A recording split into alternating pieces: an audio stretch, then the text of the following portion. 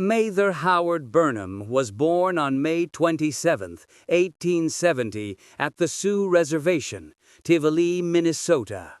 From the very moment of his birth, his destiny was tied to two key factors: the legacy of a missionary family and the looming shadow of war. His father, Reverend Edwin Otway Burnham, was a devoted missionary who had served in many Native American communities. His mother, Rebecca Elizabeth Russell Burnham, came from a family equally rich in religious tradition. The name Howard was not accidental. He was named after his cousin, Lieutenant Howard Mather Burnham, an officer who had fallen at the Battle of Chickamauga, 1863, during the American Civil War. From his very name, Howard carried within himself the continuation of an ideal of sacrifice for a greater cause. When Howard was only 3 years old, his father passed away, leaving the family in poverty. In his youth, the family moved to California, but economic hardship forced his brother, Frederick Russell Burnham, who would later become a legendary scout, to leave home at the age of 12 to live independently and provide support. Howard, being younger and weaker, was further burdened by an early leg injury. Tuberculosis, combined with this injury, forced him to have his leg amputated at the age of 14. From then on, he lived with a wooden leg.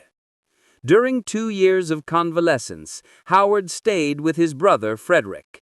This period was a turning point. From a frail teenager, he was trained in survival skills: shooting, horseback riding, cattle driving, and saddle making. At that time, society often assumed that people with disabilities could only live in dependence. Yet Howard bonded with his wooden leg, which he transformed into a tool of discipline and later a secret espionage device. The hollow leg not only allowed him to walk, but also became a hiding place for secret documents, turning a disability into a silent weapon in service of his missions.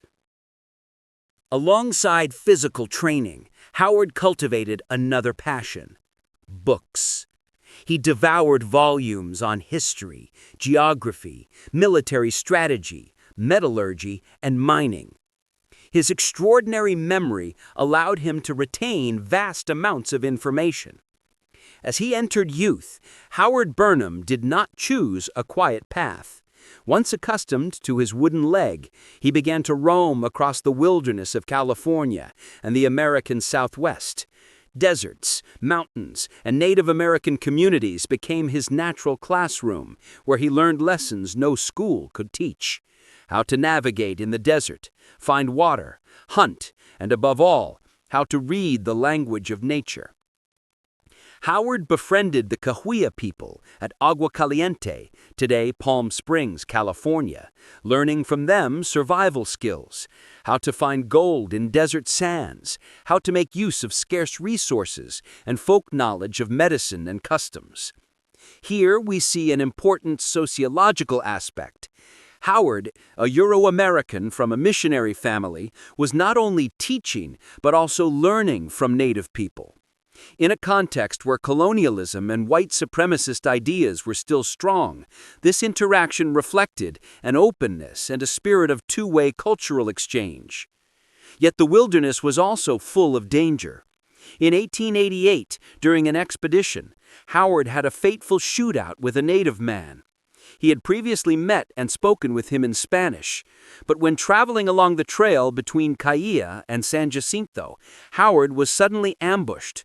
One bullet struck the wooden leg on his right, and a second wounded his left leg. Howard immediately lay down, observing.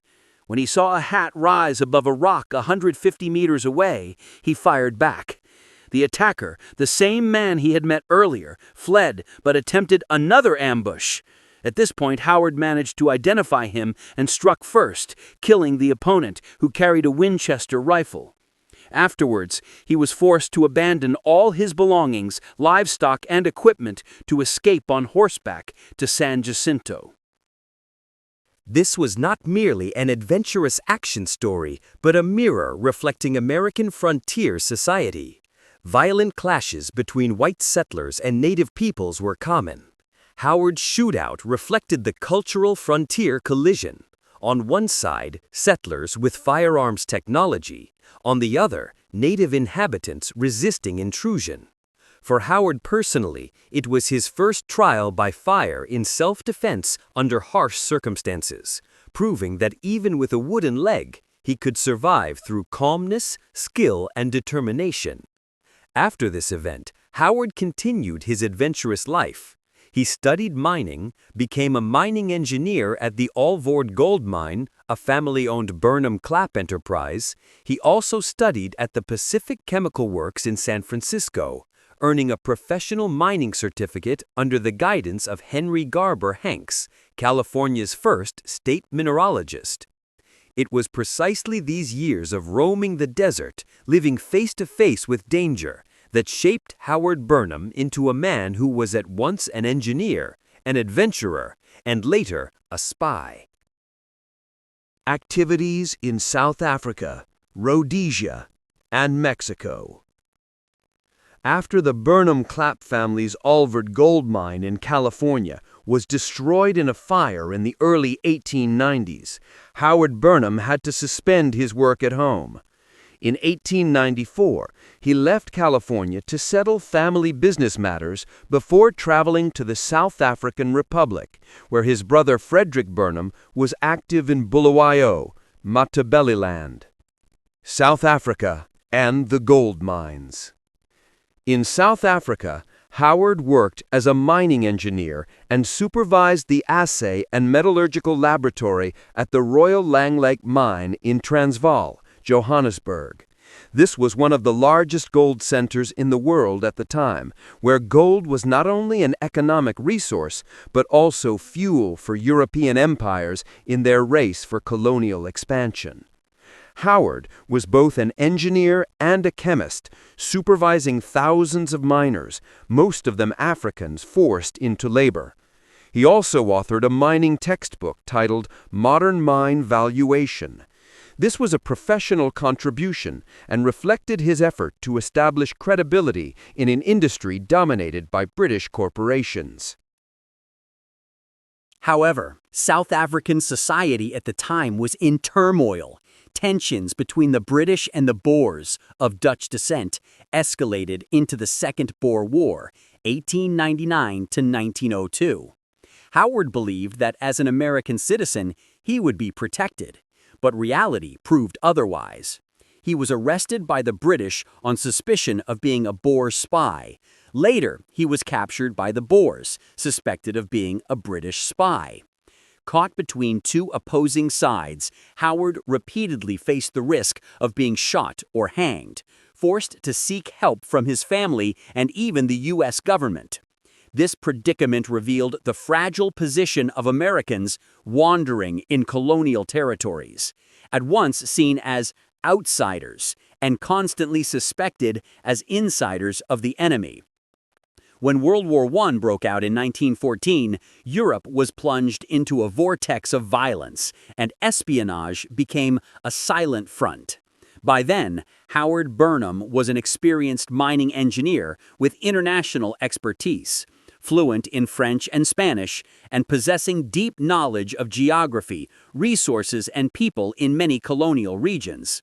He became an ideal candidate for French intelligence, particularly in gathering technical and military information.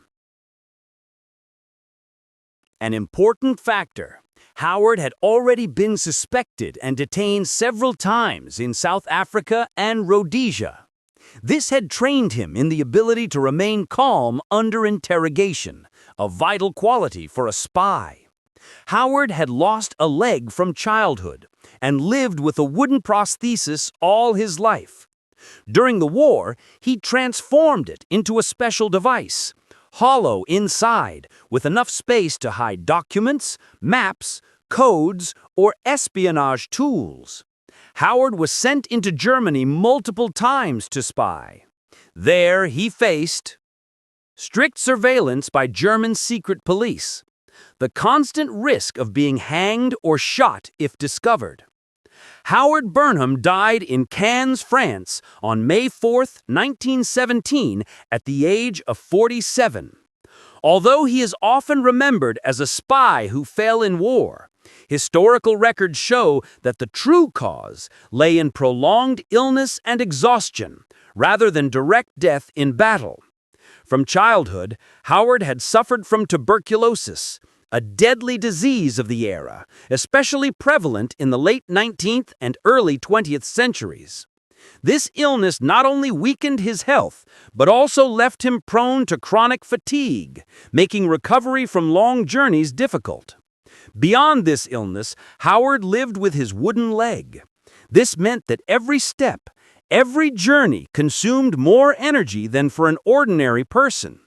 Yet he still took on the burden of espionage during World War I, an occupation inherently fraught with danger and stress. He was constantly moving behind enemy lines, facing the risk of capture, interrogation, or execution. His body and mind were relentlessly drained by missions demanding absolute secrecy and immense psychological pressure. By early 1917, as World War I entered its brutal phase, Howard completed one of his final missions for France. Shortly thereafter, his health collapsed completely. Tuberculosis worsened, his body weakened, and his spirit eroded. Finally, he breathed his last in Cannes, France, closing a life of adventure but also hardship. Howard Burnham's death did not come from a bullet or a gallows, but from the quiet sacrifice of a body already frail, yet still driven to push forward for duty. At the age of 47, he embodied the notion of silent sacrifice, a form of heroism not loud, not immediately visible, but profoundly meaningful, giving everything he had, even when health and life itself had abandoned him.